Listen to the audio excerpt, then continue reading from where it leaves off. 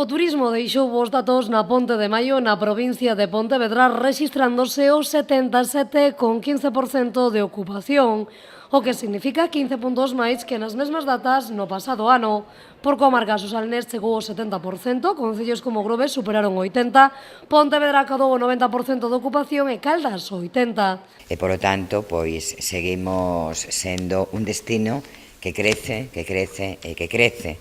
E, polo tanto, pois, bueno, eso é unha cuestión que nos fai sentir moi satisfeitos.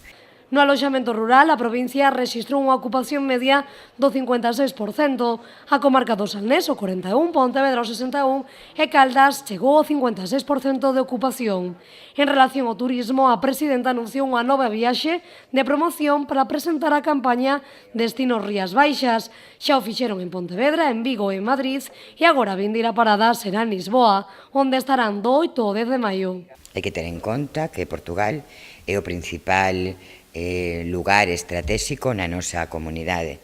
O número de visitantes portugueses que visitaron Galicia o pasado ano creceu un 23% en relación ao ano anterior, ao 2015, con máis de 225.000 viaxeiros viaxeiras, liderando o crecemento no ámbito do turismo internacional. E hai que destacar que máis do 50% optaron pola provincia de Pontevedra, por Rías Baixas. En relación a Portugal, Carmela Silva lembrou que máis de 225.000 portugueses visitaron Galicia no pasado ano.